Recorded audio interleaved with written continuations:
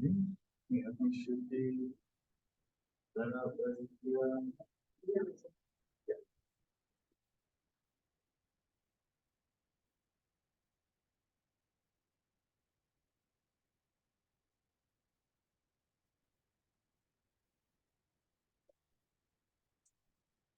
we know that, right?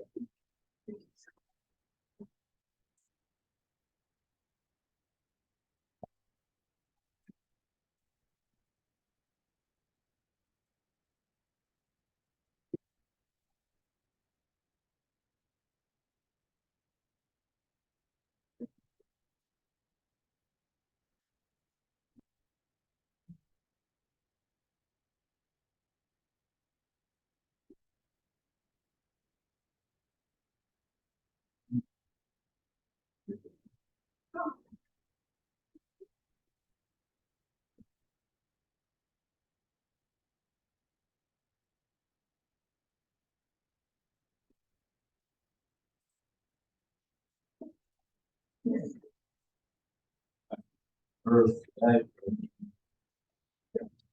So being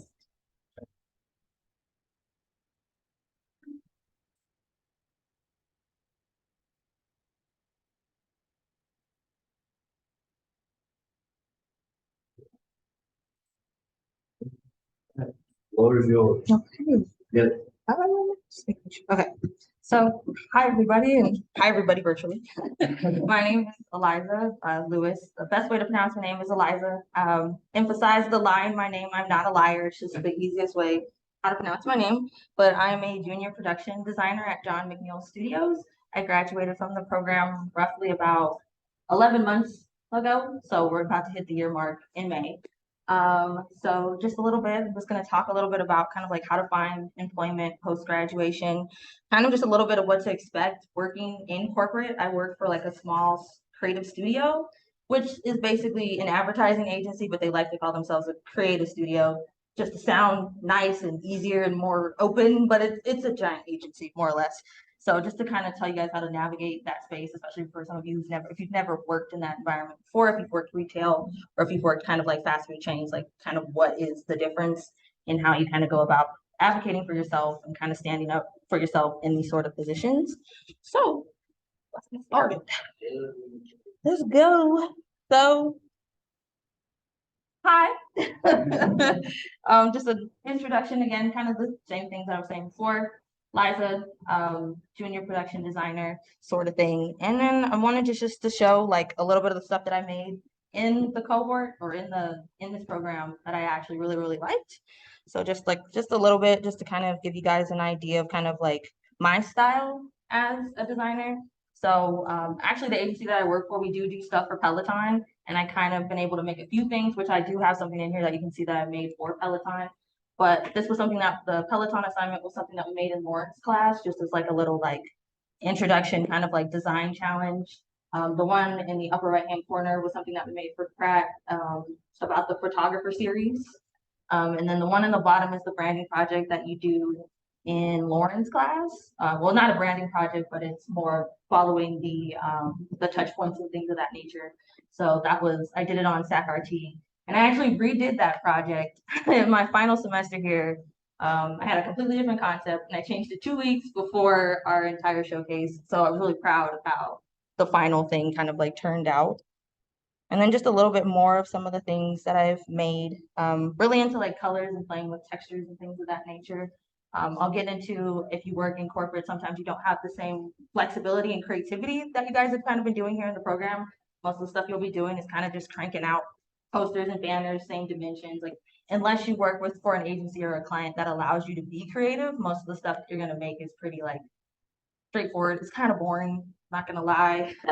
But you try to make the most of it as much as you can. And kind of just a couple examples. So the Peloton assignment that I made at my job is right there. I wouldn't say it's like the most snazzy and most cool thing you've ever seen, but at the end of the day, as they say, the client is right. It's always about the client and what they would like to see at the end of the day, and that is what they wanted to see. So that is what they got. The one in the upper right-hand corner is something that I made for a certification. So I'm going to talk a little bit about if you're interested in getting certifications, kind of how that process goes too as well. And then the one in the bottom is something that I made when I worked at Caltrans as a marketing assistant. So kind of like the first thing I wanted to talk about is really just get into it. It's just kind of how do you find employment, whether you're going to school as of right now or post graduation. So I kind of have like two main points. The first one would be working if you want to work for the state, which is pretty much like a guaranteed easy position to like receive. I will say that the process is a little bit longer than if you're like working corporate, since the state, it's like you can submit an application as early as, let's say, the deadline is April and you turn it in April, you might not find out you got an interview until like 3, 4, 5 months after the fact. Versus sometimes corporate, they can be a little bit faster, especially if they need somebody like right away. So it kind of just depends. But just a little bit onto the state. So with state positions, you can either apply for those positions through CalCareers or through UEI. If you apply through CalCareers, the main difference is the fact that you kind of have like, or the main difference between you actually doing it through UEI is there's a mitigator, there's a middle person. So for example, if you're kind of nervous on how to like relegate that relationship between yourself and between working with somebody higher up or a supervisor or working with somebody with a little bit more experience or something like that, that is what UEI can help you with. They're the ones that be managing like your paycheck and day-to-day things like that. Versus when you work through CalCareers, it's just you kind of mitigating that entire space and you have no middleman to help you through the process. But I do want to kind of go through the process of like how you would find a job through CalCareers, just like a brief little quick tutorial so you guys can all like, and then I have an overview so that if you want to take a picture of it, you can take a picture of like how the step process works. So I'm just gonna quickly change sidebars. Uh,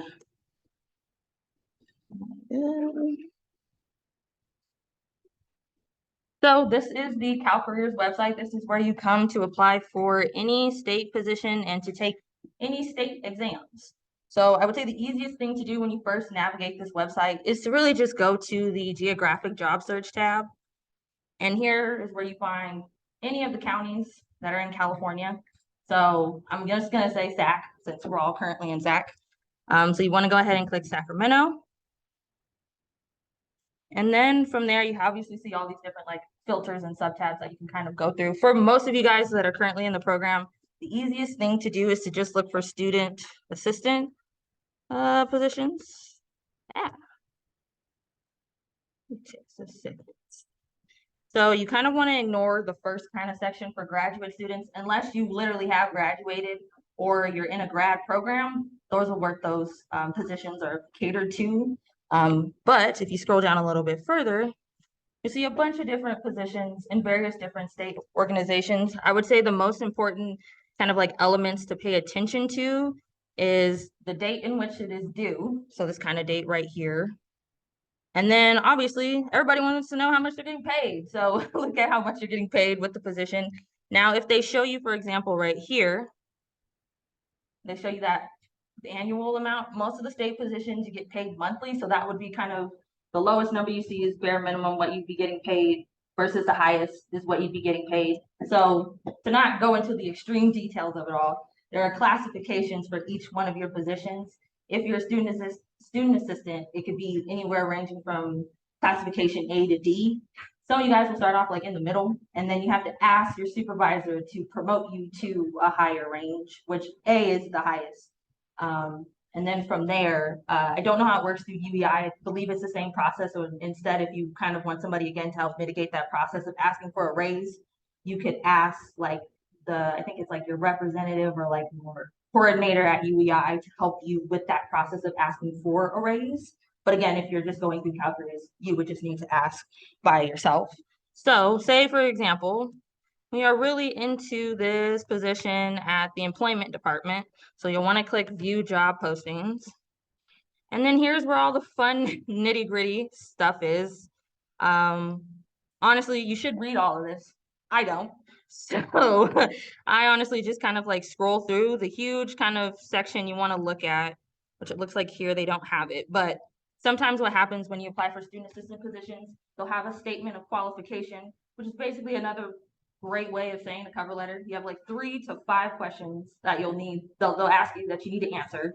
And then from there, you answer those questions. It doesn't have to be designed well, but especially if you're applying for a position in which you are the graphic designer, it's the best time to show your strengths and kind of show a really decent looking cover letter.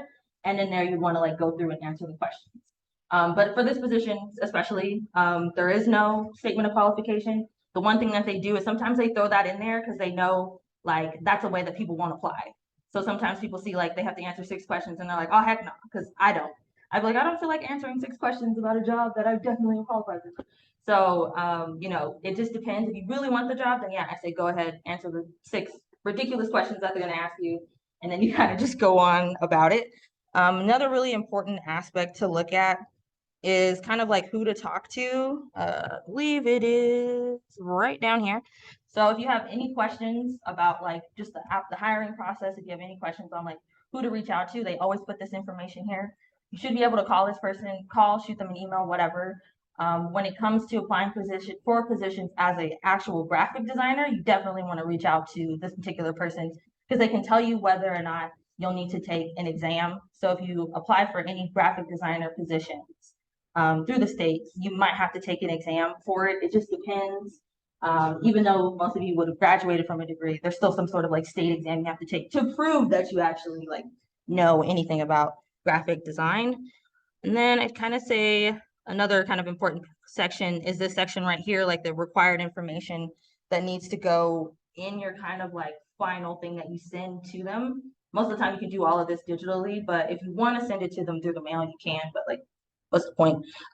So again, right here, where it's just kind of like making sure you fill out the application, making sure that you give them a school transcript. It doesn't have to be the official. They'll ask you for an official if you get hired in this position. Most of the time, you can just send them an unofficial one that works too as well. And then a cover letter of your choice, which sometimes what's interesting is some positions will ask for a cover letter, some won't. Some will ask for a resume, some won't. Just give them a resume, bare minimum for the most part, when you apply for any state position. And then kind of going into a little side thing, just a brief thing about the salary pay ranges, so you can see them right here for whichever classification you fall into. And then they'll also let you know whether or not it's hybrid. I will say that for most state positions, they are pushing to have most people like in the office. So if you're not like comfortable with being like in person, sometimes you can ask like, hey, is it a way that I can be hybrid? Or is there a way that I can be remote? And it just depends. Like, so for example, if you work for Caltrans or the Department of Transportation, they currently are all like working from home. So it just depends. You might be able to kind of like ask and see how it goes. But for the most part, most of the other agencies, you're probably going to be like in the office for the most part. And I will say some state agencies are better than others. Like since you're working for people that for the most part, the people that I've worked with before in the past don't have a graphic design background. So it can be really interesting trying to explain why you need to have things a certain way and why things need to be designed to a certain degree. But I'd say the best thing that you can kind of do is just try to approach it from just like as if you're kind of like explaining graphic design to any of your friends who are not designers and don't understand why this color red does not work for this target audience. Like just approach it from that sort of like standpoint for the most part. And then also if you have any sort of questions, a little bit more about the actual position, you want to look at the duty statement, which is again a more detailed aspect of what to kind of expect with the job. And they break it down into percentage points. So you can kind of see, so like for example, if you are interested in doing like technical support or there's a technical support job with the state, you'll want to look at the duty statement and that breaks down if any of the technical support aspects in the job require physical or manual labor, they'll be like, oh, that's 10%. And then the other like 20% or whatever is you actually talking to people on the phone. So it's just a breakdown and you can kind of use keywords that are in the duty statement to help you in your like cover letter. And then as a other thing, if you're interested in applying for graphic designer positions, that process can be can be interesting because most of the time there aren't any graphic designer positions with the state, sadly. It's really hard to get into those positions since they're really popular and I will say that the pay is really well and you get health benefits and things of that nature. Like this one right here is technically not like a graphic designer position. You would be a graphic designer, but it's not labeled as like a graphic designer classification. But if you are interested in in actually being a graphic designer for the state, if you want to check and see if a position has an exam, kind of going back to the main website, you would want to click on exams, and then you'll want to type in graphic designer.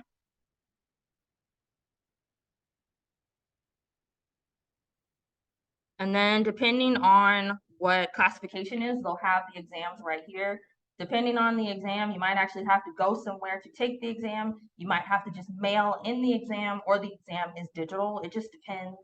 I will say sometimes it can be really confusing when, for example, it'll say like, oh, this is run through the Department of Caltrans. And then when you open the actual exam posting, it'll say something different. It'll say like the Department of Cal Fire. It's the same thing. They're all like state organizations together. As long as you're taking the exam for that particular qualification, as long as you take it, you'll be fine. You have, I think, like a whole year before you'll have to take it again. If you don't pass, or if you don't get like a B, I think on the exam, or like a B or a C, you'll have like a year before you can take that exam again. But they're not really that hard. They're kind of like easy. I would say like the hardest ones is like if you're somebody who's like trying to do like an AGPA, which is like a business analyst. Obviously that requires math. I had to take one of those. I hated it. I'm not a math person. So it's like it just differs between each one. But most of the time they're just asking you like rudimentary questions like, do you know kerning? Do you know tracking? What is InDesign used for? What is Illustrator used for? It's nothing too it's nothing too complex. But that is kind of how you apply for positions, just quickly how you apply for positions through the state. So just kind of like a quick overview of a little bit of the stuff. Since I'm not signed in, you won't actually like get to go through the process of what is like the areas that you're supposed to like fill out. But for the most part, the only thing that I didn't talk about was just how you would sign in. And so if you've done the process before, you can just use a previous application that you've used, and you don't have to like keep using or keep remaking an application over and over again. And then obviously you want to make sure that you complete all required areas that they're asking for. So for example, if the position is like, you need a resume and you need a cover letter, it will not let you turn it in until you turn that in. Now, mind you, you can accidentally turn in the cover letter, but it's actually your resume, and then your resume is actually your cover letter. It doesn't matter. As long as you like turn in your stuff, it'll let you through. And even if in the cover letter section, you turn in your transcript, the automated system does not know that. They'll figure that out when they go through and they review your application. And then also just a little bit on if you're applying for a position with the state as a graphic designer, just a little bit more nuanced details on how that process goes. But with that in mind, moving on to corporations. So for corporations, I would say the main sites that I've used are those three. But I would say out of the three, it's like LinkedIn or like using the corporate website. Handshake is actually a really good one. I actually got my first job kind of into the graphic design program was actually working for Apple as a technical support advisor. That was a really interesting job. And I've actually found that job through Handshake. But you can also just go to the corporate website, because sometimes Handshake, it might have the application like on the website for you to fill out, or it might send you to the external corporate website. Same thing with LinkedIn too as well. So I'm just going to briefly kind of go over just like the process if you're applying for a job through a corporate website. So for example, if we're going to Apple's website and we scroll all the way down to the bottom, in the section that says career opportunities, you just want to click on that, ignoring all of the beautiful, amazing graphics that are on Apple's website, and go to the search tab. I believe the position is Apple Care Support. Let's see. So Apple does have positions for people who are in university settings. I don't remember the exact name of the position. It'll be something similar to this. So obviously we don't go to Texas Tech, but for example, it'll say Apple Support College Program, and then it'll say Sacramento State or CSUS there. But in this instance, if you were interested in applying for the position, obviously you'd want to go ahead and you'd want to hit submit resume. But kind of like this is kind of for when you're filling out applications through a corporate website, you really want to look at like the description for the position when you're going through and kind of writing your cover letter, because there's a lot of keywords that you can pull out and use in here. So, for example, if they're like, you need to have technical knowledge. Well, for example, if you've never had like a tech job before, but you have knowledge on how to use a computer because you've been using a computer basically your entire life, you can use that to your benefit. So you could say, something along the lines of like, if they, because usually what Apple does is they'll have a recruiter call you and speak to you and ask you like a bunch of questions before they decide to have you speak with somebody higher up. And so when you're talking to the recruiter, this is kind of where you want to be honest and just tell them, hey, the position says you're supposed to have like technical knowledge. I don't have it in the traditional sense of, having a position where I worked in tech, but I've used the computer my entire life and I know how to do like these things. And you would want to pull out what was kind of covered in the description to your benefit. And then any other like additional information here too as well, you can try to pull some of that out, kind of use what the corporation has on their website as like a template, as a guide to how you do your cover letters.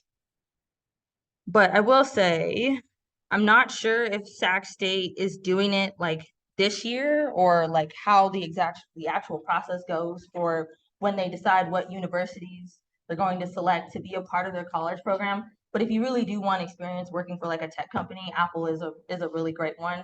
I would say in my experience, it was really down to the supervisor that I had. The one I had before was really great, but once I got a new supervisor, it was like our dynamic had shifted and it's kind of like trying to figure out how that works for the both of us. And we were kind of butting heads. And I was like, you know what, mentally, this is just too draining and taxing for me. So I had to like step away from the position. But in the grand scheme of things, I think if I'd worked a little bit better on my end to kind of like keep that relationship and also had the supervisor kind of work with me too, I feel like I still would have been there. But hey, each his own. We'll never know what's going to happen in life. So yeah. Now, with that in mind, let's go to the wonderful realities of the interview process. Kind of like what are the real realities of it? I've been working since I was 16 years old, so I have a lot of experience in terms of interviews and in terms of kind of like trying to like network yourself out there with people who are older than you or just people who necessarily kind of question having younger people in the office, especially if they don't feel like you have like experience and kind of when you step into those interview processes, how nerve-wracking and kind of overwhelming the entire process can be. So kind of like some general expectations and realities. So obviously these are kind of like average goals that you might have in terms of going through the interview process. And I would say for the most part, just kind of throw all those goals out the window because that's probably not going to happen. And I mean that like in the nicest way possible, but most of the time you might have experiences where your communication between having emails or phone calls, things get lost in translation, or there's late responses. A job might actually ghost you, and you're like, oh, okay, well that's great. You would think in a corporate landscape, no one would literally ghost you the way people do in dating environments, but it's kind of like it's the same the same thing. I would say a huge thing that I've noticed is when you finally meet the team has expectations of you as a new hire, and then those expectations might not match up with what your supervisor has. So for example, I applied for a position at Stanford and then I met the team. The team was like, hey, we really need someone that codes. And I was like, hey, I don't know how to do that. I know how to do it a little bit, but I don't know how to do it like that. So it's like the team was kind of like looking at me side-eyed, like, well, how did she make it this far? She doesn't know how to code. And the supervisor was like, nah, it's all good. You don't have to code. When the supervisor and the team are not matching up with their expectations, I would take that as a red flag because that means there's some things going on internally. And if there's things going on internally and you can see that as someone that's being recruited for the position, I would say it's probably only going to get worse as you get up in there, that it's still going to feel like no one has their stuff together. No matter how much these corporations like push that they have their things together, sometimes they really just don't. I'd also say, you're excited about, hopefully getting a position and then your offer gets rescinded. I actually had that happen to me. So it's like, thankfully I didn't quit my job before I went ahead and told them that I got a job offer. But that whole entire experience can definitely be nerve wracking because there's situations in which you actually told your job, hey, I'm no longer going to be working here. And then the new job that you basically received an offer for, they pull a fast one and they're like, actually, we're not going to hire you. And so in those instances, if you've told your job before that you're like leaving and you put in your 2-week notice, if there's a way for you to talk to your supervisor and tell them, hey, I said I was leaving, I was just joking. Can I come back and still work here? If, hopefully you work with a supervisor that allows you to kind of like say that and keep that in mind. If not, sadly, you'll have to go. I would say like kind of have a bunch of different pots on the stove. So like, for example, you have your main job over here, but if you have a bunch of different opportunities coming your way, kind of just like set expectations with your boss, like, hey, I'm looking for a new position, just wanted to let you know that I have these kind of kettles on at the moment, and just kind of be as open and honest with them as possible, just so that there's no kind of like issues down the road. Because if something does happen where you do get an offer that's rescinded, you're able to be like, well, hey, I told you about all these things in advance.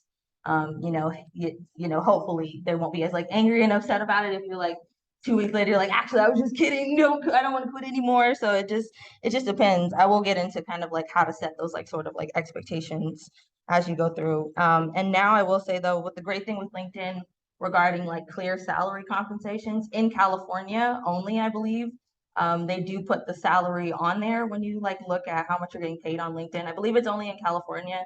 I think they're trying to push it so that other states show it too as well. So if you are, still looking for work and you're looking for work in California, you can look and you should be able to see how much you're getting paid. And I would say that's like the most nerve-wracking part of trying to go through the process is like when they ask you how much you want to get paid, and you're like, as someone like myself, I can't math. So when they're like, how much do you think you want to make in a year? I'm like, how much am I gonna make in like 2 weeks is how my brain works. I'm not thinking about a whole entire year, which is exactly what they'll ask you. So congrats, you got hired. Now what happens? How to navigate the corporate workspace, how to navigate corporate America. So my top 3 things is to be honest with yourself, and honesty with your supervisor or your higher up. Advocate for yourself. That is really, really, really, really important. And to communicate. So in terms of honesty, just lay all your cards out on the table. Like if there's anything going into the process where you're like, I don't know how to do this, just tell them. Tell them. There's no need for you to lie. Don't bullshit a bullshitter. Like they'll figure out that you don't know how to do something. So just lay all your cards out. You have nothing to lose, especially as you're going through and you're just filling out jobs. Like just be honest with all of the people that you're kind of like interacting with. Like, hey, you know what? I don't have experience in this, but I have experience in this. Or, I've never worked in a corporate landscape, but I've worked over here, and this job has gotten me to be over here and over here and over here. You just need to lay everything out on the table because it's at this point, you don't have anything really to lose. If anything, you're losing time filling out like countless applications and spending countless time just like looking for jobs. But in the grand scheme of things, if you have a job, or even if you don't have a job, but you're doing freelance or anything of that nature, it's like you haven't lost anything. So again, just lay every card you have out on the table. Advocating for yourself is really important. Just remind yourself that you have value and that your expectations of what you expect in this position matter. So, for example, if I've had a previous experience where I've literally had somebody in a position tell me that I am incompetent as a graphic designer, and because I'm incompetent, they cannot trust me. And because they cannot trust me, they will not give me anything creative to do.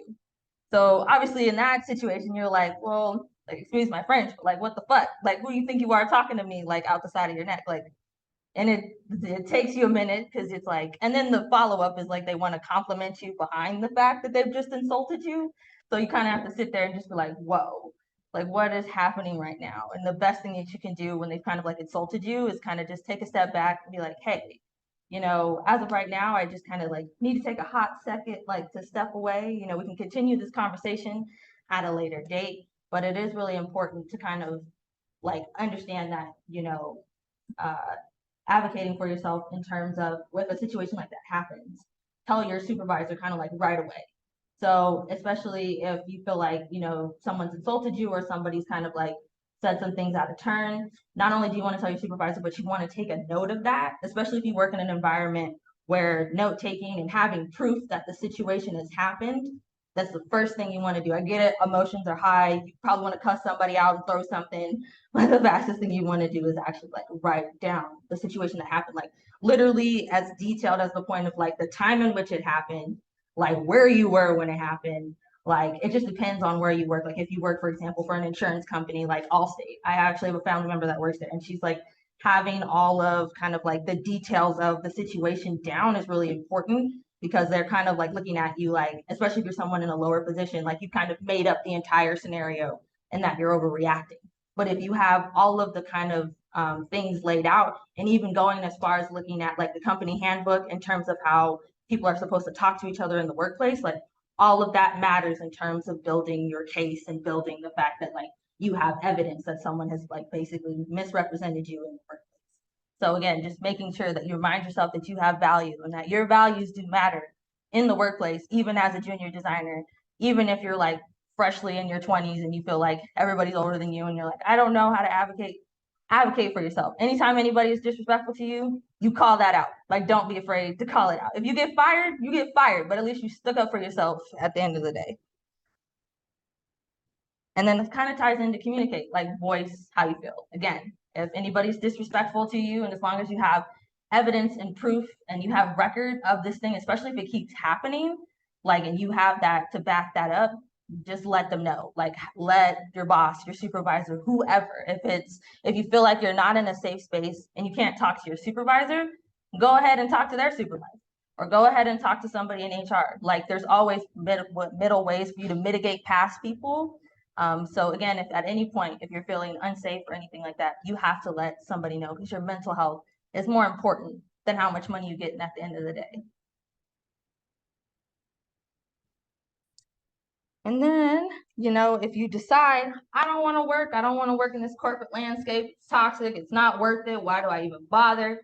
And you're interested in kind of doing something post graduation, you can do certifications, or like myself, I am actually going to be in a master's program.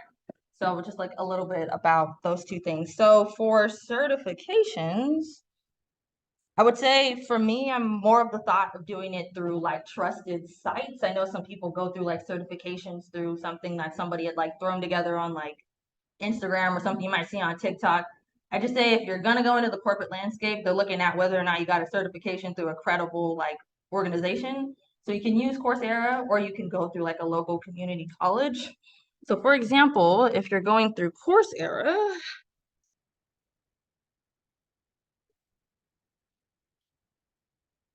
so this is the Coursera website, and those are kind of like the organizations that they have collaborations with. I've done the one through Google, and I'm doing the one through Meta right now. So, for example, we say Meta, let's see. Here we go. So with taking certification courses through Coursera, it's at your own pace, it's at your own speed. So basically it'll say like, yeah, you enroll for free, I think for like about 7 days, it's like a week trial for free. And then after that, they do charge you. It just depends on the program. I think they charge me like $30 to $40 like every month. But in terms of like, if you're somebody that likes to get things done fast, and for the most part, some of these certifications can take you like a couple of hours, then it's like you've only spent like $40 for like maybe 6 or 8 hours. Like, it just depends on how you work as a person. But I will say, like, having this on like your resume does look nice in the grand scheme of things, especially if it's something that you're like interested in. Like, you're like, I didn't want to get a degree in computer science, but I do want to know how to code. Then you can do this. I mean, obviously, YouTube University is like your friend. It's free 99. Like, who has time to be spending money? But hey, you got to invest in yourself. You are an investment. And so if you feel like YouTube isn't teaching you what you want to know, then Coursera is your kind of like another really safe bet. Or you take classes at community. So for example, I took a class on like 3D modeling and learning how to use Blender, because I was like, oh, I've always wanted to try it. So there are really good like people to follow like on YouTube who do teach you how to do it. But if you're someone that needs a little bit like more structure like I do, then it's just like just take a class at a local community college. And then with getting certifications through community, it's just as simple as like you take the required classes, you fill out a form, they sign the form, here's your certification. Like, obviously a lot of money goes into it at that point in time. And if you don't have the time to do that, especially for example, if you work corporate and you work 8 to 4, I work 9 to 6, which is tiring and I don't want to do anything by the end of the day. So it's like I had to stop taking those classes because I was barely doing my homework, because I just exhausted. So you just have to figure out which one is the best one. But I would say for most of you, if you're like, I can't afford to do any of that, YouTube University, Figma's little extra things that they have on the side, like I would say a really important tool to learn right now is Figma. That's the one that's like a really popular one to use. So if you watch any sort of YouTube videos on Figma, you want to get acclimated to Figma like as much as possible because that's the new tool that they're pushing out like heavily in the corporate space. But with that in mind, let's talk about master's programs, which I applied for. So I applied for master's programs at Yale, UC Davis, USC. I got into UC Davis. I got into USC. I got into UC Davis a full free ride for both years, and I'm going to UC Davis. I wanted to go to USC, but like I cannot afford to go there. Too expensive. But we're gonna go into just briefly over requirements and just other like programs that are out there if you're interested. Most of the programs we're gonna talk about are domestic.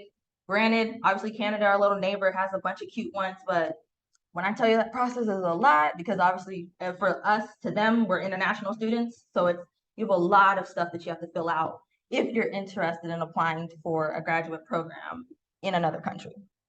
And then I don't know how the financial aid process works, but if it's anything like America, you might not be getting money to go there. So, so kind of like just some brief general requirements.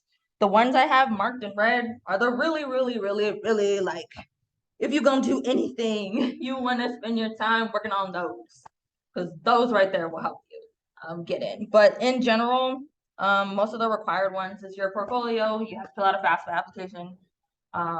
You have to fill out your applicate or submit your application fees, which can range for any school. It can be as cheap as $70.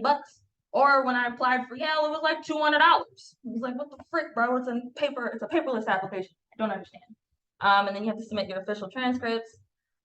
Statement of interest is interesting because it's almost like statement of purpose, or AKA a cover letter about like kind of like what you want to do when you're here. Granted, you might have no idea. I didn't really have an idea. So I was just kind of just honest and was like, here are the things I'm interested in. Here's where I want to be, in the next 5 years. Just like a nice little map. But it just depends. And some of them have questions that they ask you. So, but in general, they're kind of just like, why do you want to go here? What do you want to do when you're here? Sort of things. And then your letters of recommendation, please, for all that is holy. Email them people as early as possible. That's kind of the reason why I didn't get into Yale, was because one of my recommenders did not submit her letter until a month after the deadline. So like, please, whatever you do, email them so much they like hate you, because you're like, it's really important that they turn it in on time. Because what happens is, if you don't turn in all your stuff on time, they either automatically say you don't get in, or they throw you to the bottom of the pile. And if they have over 1,000 applications, like they'll use anything to get rid of you, sort of thing. So if you don't have required paperwork, they're automatically like, well, they don't want to go here. And it could be something where it's not even on you. You have everything. But one of your recommenders, like myself, did not turn her stuff in on time. So it's like, depending on how many recommenders you have, just kind of stay on it, especially if there are people that don't stay on their own stuff. You're just gonna have to like hound them, call them, text them, email them a lot, and have like record and proof of that, because it's really important. And then kind of like optional things. The College Board profile is basically another version of FAFSA. I don't understand it. I mean, they ask you a lot of questions about your finances, and I was heavily and deeply confused. Not every school does that. I think it's just private institutions that do that.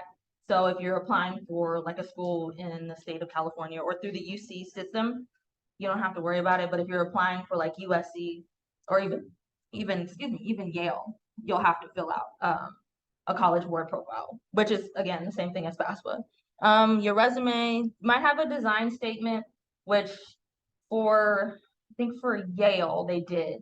And the design statement was basically kind of like any sort of research that you've done as like a designer. So for example, in Lauren's class, how you had to basically write a lot for that project, you could just submit that.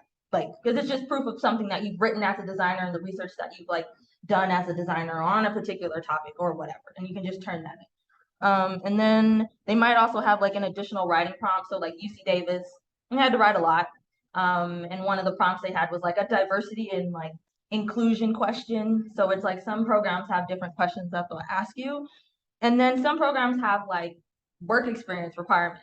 So there's a school in Pennsylvania, and they were like, you have to have like bare minimum 2 years of work experience before you even apply for this program. Like that was one of the qualifications. So it just, again, it just kind of like depends on the program, but the ones marked in red are the ones you really want to spend a lot of time on. Your portfolio is obviously the most important thing. It can range anywhere from like 10 to 25 images. They do videos, they do, if you have GIFs, if you have, I think if you have like 3D models, anything like, and they have certain requirements for like how many of those things you have to submit. But in terms of just like, obviously us as graphic designers, we have like a lot of mock-ups. So like in that case, you would submit like anywhere from like 10 to 25.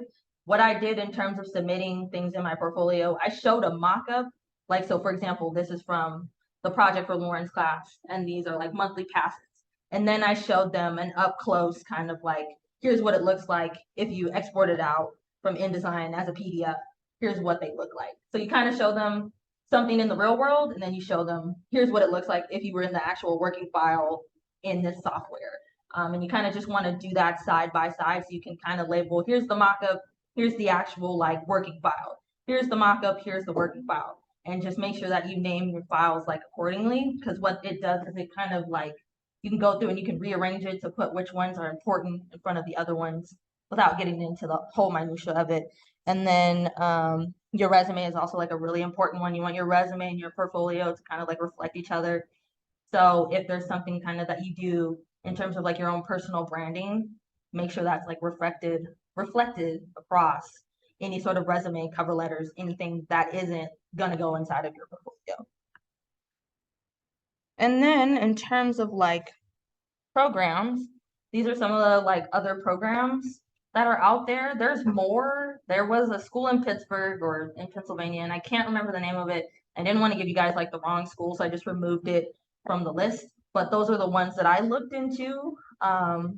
And then the ones in red are the ones that I like applied to. I will say with Berkeley, with the asterisk, their program is very fast paced. It's only like a year and a quarter. So it's like, I think you'd be graduating, I want to say either like early spring, like, I mean, you'd be graduating like March, April. So it'd be like a year and a quarter.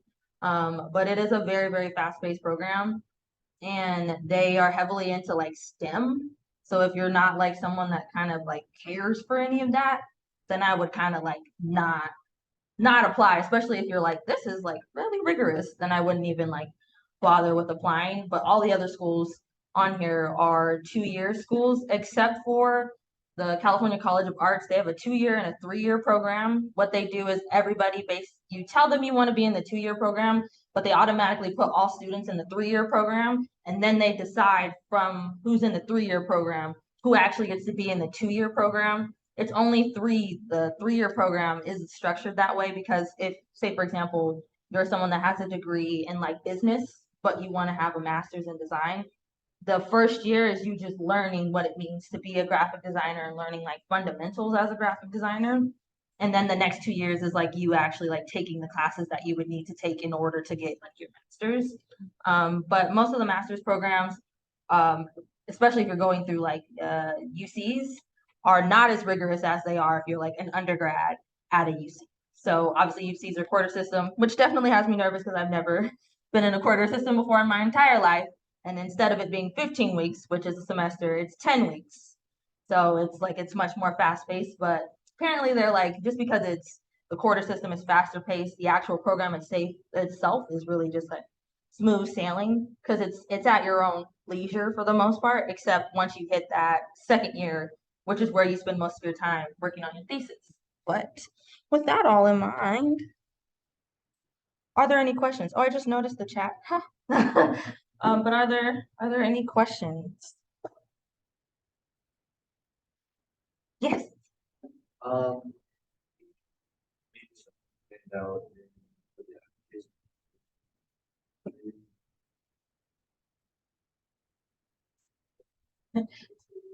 I would say it's really just like personality. Like you don't want to be like, okay, like you don't want to be an ass kisser, but like you kiss ass strategically. Okay. Like if you're someone like you put your best self forward. Like if you can make them laugh, make them laugh. You know, the crazy part is people who have a personality get hired more than people who do not.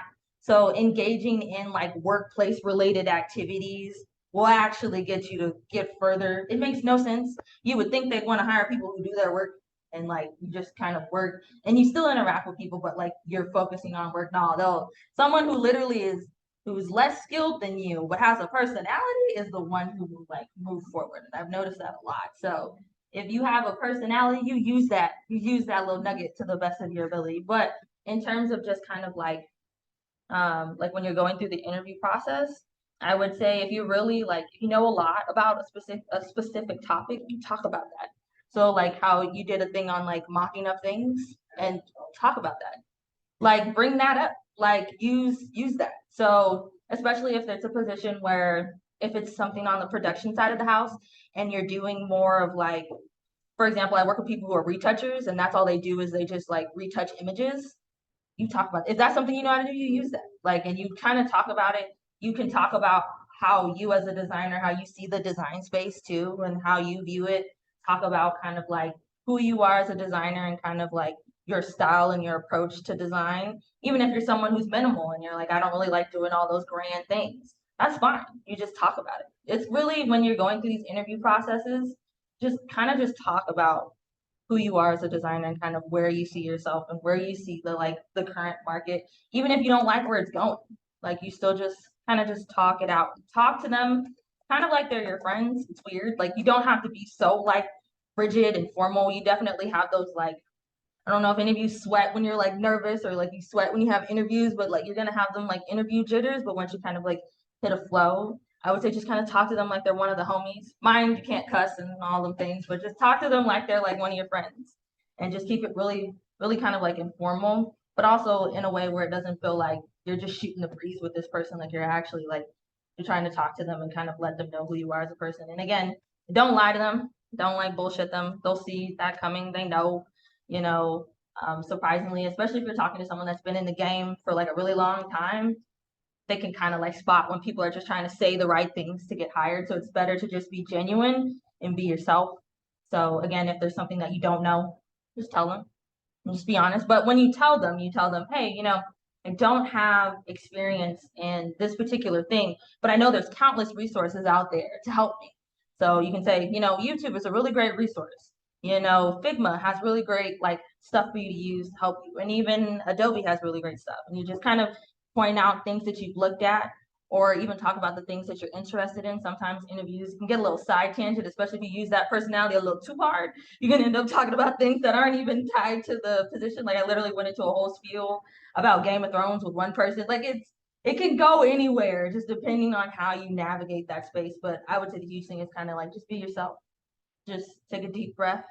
Remind yourself that in that moment, the only thing that like matters is kind of letting them know who you are as a person and kind of just put the best foot forward and just stay positive through the entire process. It can be a lot and you can be really nervous. So just stay positive. And remind yourself by the end of the day, oh, it's over and I can go do whatever I want to do. They don't usually last that long. So yeah. No problem. Yeah. First is what made you decide to conspiracy Mhm. Yeah. So for my master's, the crazy part is I've always known I wanted to get a master's. I just had no idea in what. Like a lot of people in my family have masters, and I just kind of felt like it was something that I like had to do. Which, granted, as a graphic designer, you do not have to do. But if you want to teach, which I do want to do, you need a master's to teach college students. If you want to teach K through 12, you need a master's and you need a certification, which is like it's weird to me why that works the way it works, but that's a whole nother conversation for a whole nother day.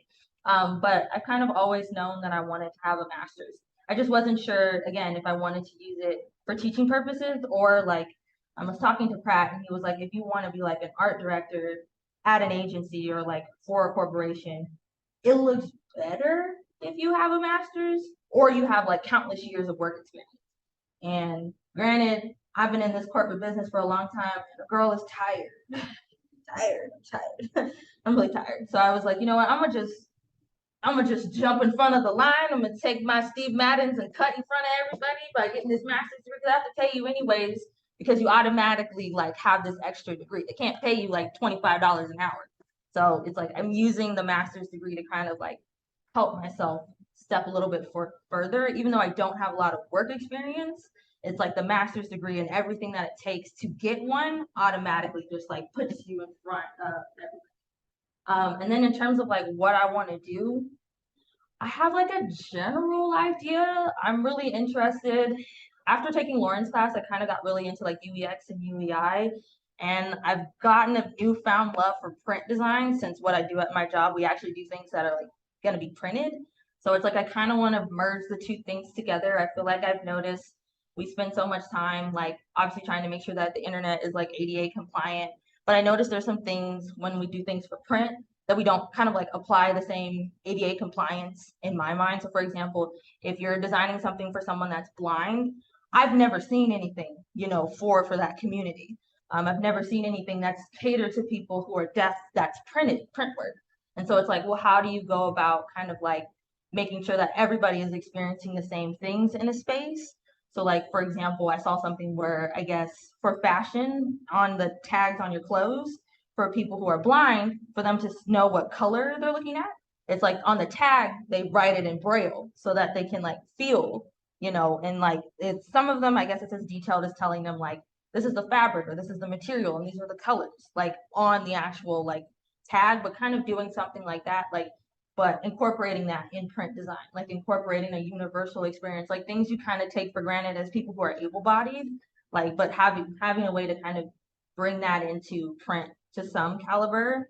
And then it's like, I don't know, I'm like interested in a lot of things. That's why it's like, it's kind of like, it's hard, but the great thing about when you do go to a master's program, they're like that first year, it's just you figuring it out.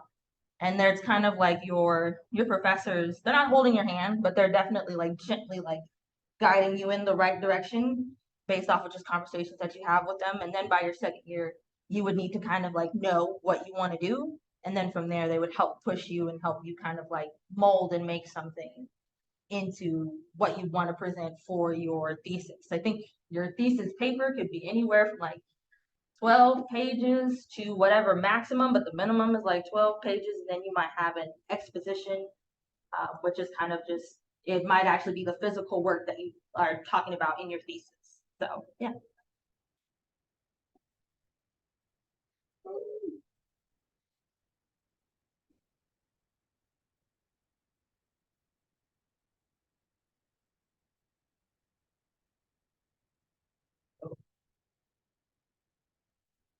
Oh, and then Valentina, your question about what exams, um, uh, positions, like, what are hold on, make sure I'm reading this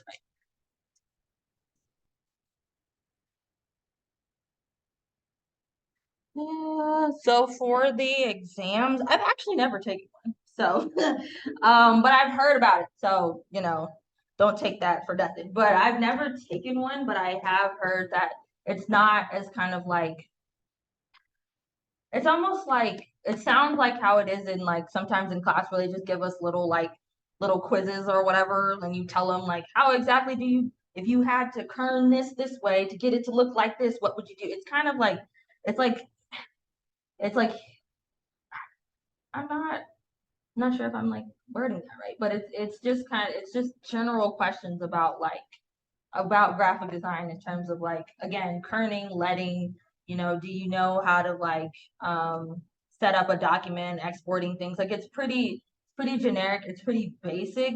I've heard that they're not supposed to really ask you like, or not that they're not supposed to ask you, there shouldn't be any sort of like questions where they're like, 2 + 2 is 5, like, or like it's not supposed to be any math-based like rigorous questions. It's just supposed to kind of be like, tell me, how do you do these particular things as a designer, RGB, CMYK, do you know these color spaces? Like it's not as hardcore. I get it. It sounds like a little over, like it seems really, it might be really hard given these like various like exams, but apparently they're not like as bad as like you would think. But again, I've never taken them, but I've heard they're not that bad. But for people who are going in as an entry-level graphic designer, it just depends what agency you work for. You might not have to take one. And if you do have to take one, if it's anything like an office technician position, they just want to know like, where you went to school, your first name, Like it's really rudimentary stuff that has nothing to do with graphic design. I hope that answers your question, Valentina. I'm sorry if it didn't.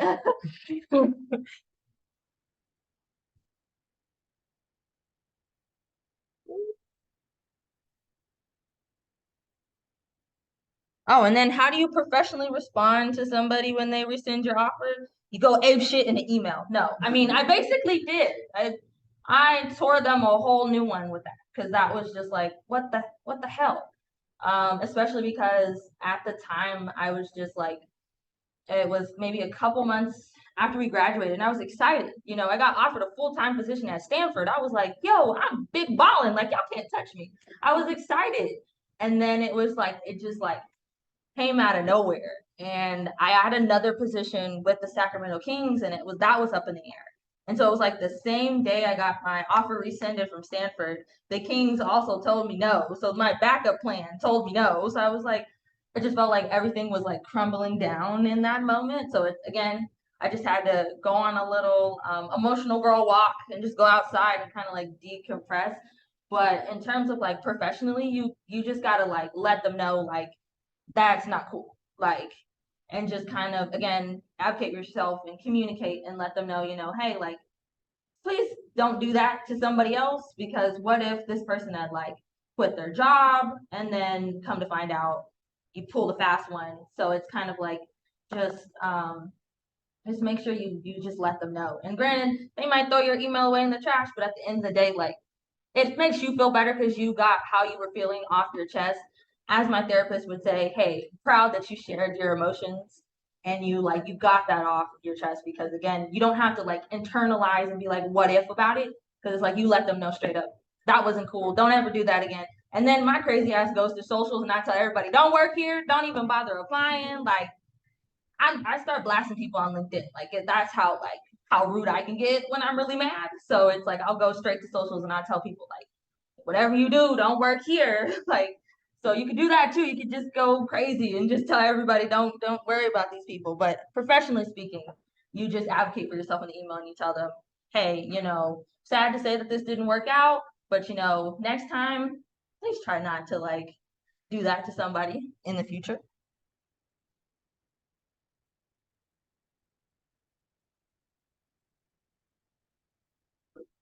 Okay, cool. I don't know if there's any other questions in here or if there's any other questions online. I'm trying to do both at the same time. Yeah.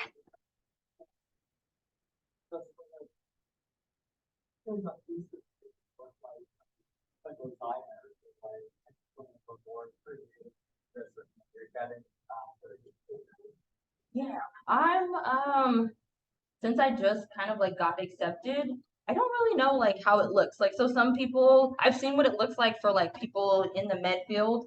I've seen what it looks like for people who are lawyers and it's just really like this kind of like it looks like you're reading any sort of research paper in the medical field. Like it is APA, like it is not pretty, it's not nice. I'm assuming I'm allowed to have like a little bit more like free reign to like design how this thing looks while still following a specific like format.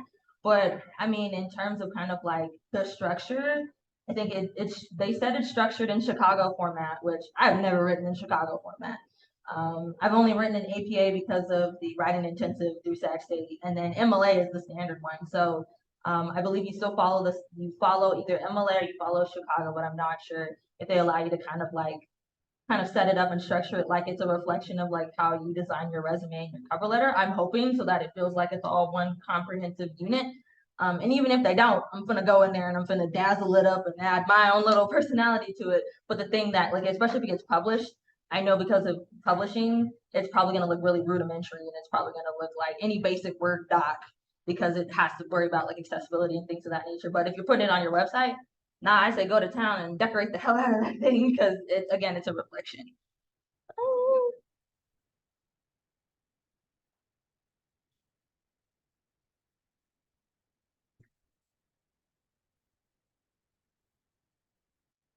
anybody else? Or anything non-design related. I'm open to any questions. If you're like, what are you watching on TV? What do you do for fun? Like, I don't know. You can ask me anything. Sky's limits. Yeah. My dress? Oh, I know everybody's probably gonna be mad because we're trying to do better by the ecosystem, but sadly I got it on Urban Outfitters. I spent the coin for it because you gotta indulge yourself. This thing was like original price was $350, but I spent $150 because it was on sale, and I was like, you gotta indulge, you gotta spoil yourself from time to time. So yeah.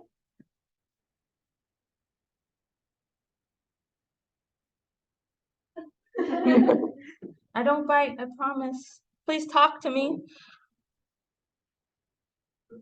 Oh, I have business cards. Oh my gosh, I totally forgot about them. I totally forgot about them. Inside of my little wallet. I still have these business cards from senior showcase. So those are my business Yes, cards. boy. I have not changed my position title, but everything else on there is Yeah. pretty much the same. Hey, bro, where'd you get these? Oh, where did I get them? I got these through Move. Ooh. Yeah, the oh, have you guys not heard? Oh, I'm assuming everybody's a senior up in here. Hold on, let me show you. Wait, hold on, let me show you guys on here. Why do I feel like I'm like so today on my channel? Like, sorry, I'm gonna stop goofing off. Okay, but this is my business card. So, but let me show y'all real quick. I got them on Moo. Like cow moo. Like literally, that's how you spell it. Oh, let me just move this out of the way. And I believe so they have different ones. Doo-doo. Let's see. I think these are cotton. Are they cotton based? I don't think they're cotton based. No, I spent $30, I think, on the I think these are the super business ones. I don't know, because at the height of my time, I might have been trying to be cheap and I might have only spent $21. I can't remember. But I will say that like there was somebody in our cohort who got the cotton ones and they really feel really nice. I think it's the only difference is like the colors might not come out as like, especially if you're somebody like mine where it's like if the color is the statement point. It's like I went with the one that isn't so great for the environment because I was like, gotta let this thing. We're gonna spend $30. We want the colors to show. But yeah, if any of you, I don't know how many of you are like seniors yet. Are you all seniors? Okay. So yeah, when you make your table, yeah, just go ahead and like whether you want to spend the money on the fancy ones or if you just want to, save the trees. We have to save the trees. But I say spend the money on the ones that are so great for the environment, and then you just make up for that later by not eating a cow or something. I'm trying to think if there's anything like regarding with seniors. Like if there's anything you need for showcase. You have boards from Blick, might need those if you're mounting anything and you want it on a matte blackboard. Yeah, one thing is like, when Plan Becker came in, they talked about how it's kind of up to you financially. Yeah, how yeah. much you want to put into it, because I was looking at some stuff and when you just want like one thing, it's so expensive. Yeah. So it's like kind of like, Yeah, I would say like yeah, if you have if you have the finances to like afford getting business cards, make business cards, or if it's something where you like can't afford it, like make it. So like if you decide to just mount like your business system so people can like take a picture of the business card. So like if I don't because yeah, so if you're doing the project where you have to make the business system and just put it on a mat board and then actually like have that mat board on your table and you can be like, well, here's like my business system. And then if with you're showing the business cards, you want to show the front and the back and then tell people like leave a little note on there like take a picture of this because we couldn't afford to get business cards. But I think you can get business cards through Move. I know you can get some through FedEx. I don't know if FedEx is cheaper.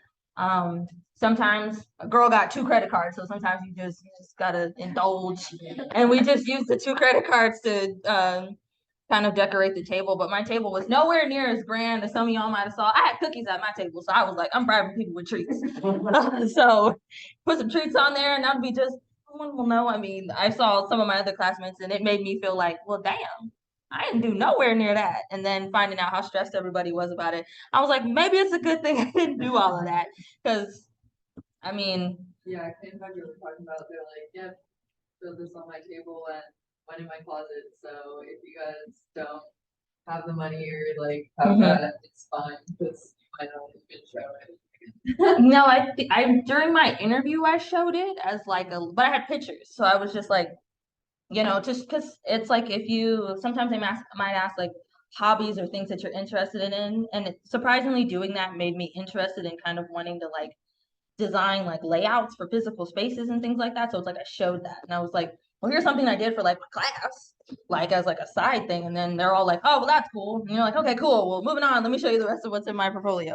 So I would say, yeah, if you don't have the finances, then don't worry about it. Like really kind of highlight the things that you're really proud of on your table. And again, if your table is really minimalistic, me and this other guy in the program named Shane, ours was like so rudimentary, but when I tell you it was like the stuff we had on there, we were really proud of everything that you had on there. And it was like a nice, clean presentation versus like some people it was just like, pa, like it just was like your table was screaming, but in a good way. But it was just like it was overwhelming. And so sometimes again, you just want to kind of focus on the main projects. And if you can try to get those main ones printed and get them printed really, really well and just spend the money on that, I'd say do that and just print out what is really important. Showcase what you really like, because even when you have interviews, those are the projects you want to show, the ones that you can talk about for hours. So like I could talk about the Caltrans one forever because I was super proud of what I made. So that's the stuff you want to have like on your table.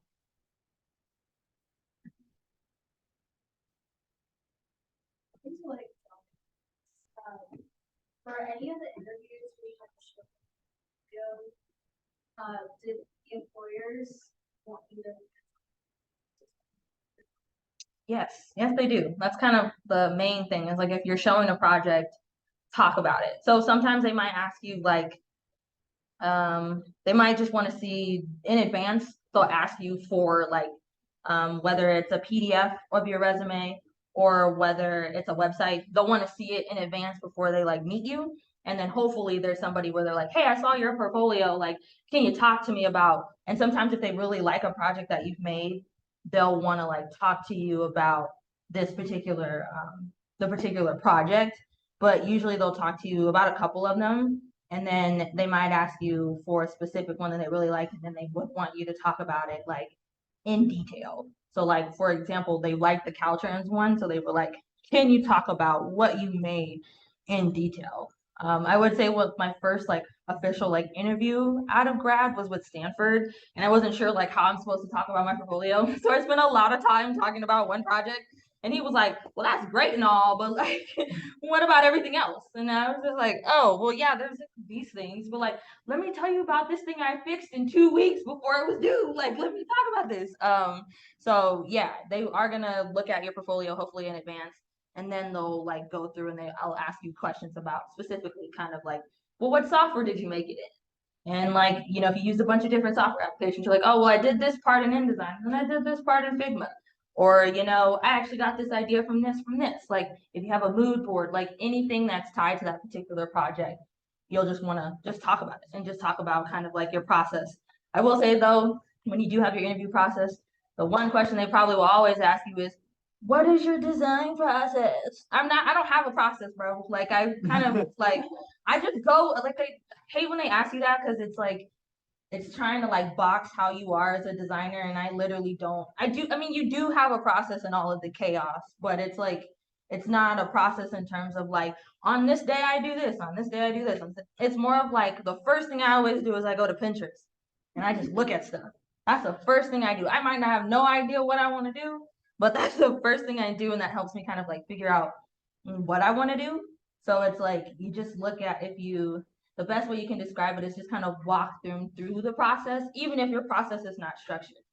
Just walk them through it. Be like, hey, Yeah, so if the client wants you to design this, what's the first thing that you do? The first thing that I do is I'll go to Pinterest and I make a mood board to figure out what exactly I want to do. If the client has, for example, a specific like logo or colors or things like that, I look at that and I grab inspiration from that, and then I use that to come up with this. And then I just if you're really you're a person who kind of doesn't even really like do outside like research and you kind of just hop into a project, you just tell them that they just kind of want to know like how do you approach projects and how do you problem solve like situations. Problem solving is like key. If you ever hit anything where you're like, what am I supposed to do? Like, I don't know what I want to do. In terms or you're stuck with a project, you always just want to like go through how you critically think through that project and how you problem solve any issues that might arise as you go through it.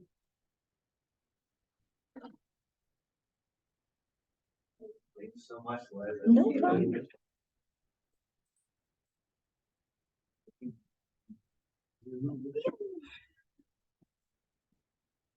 Thanks everyone for coming. I love you. Bye.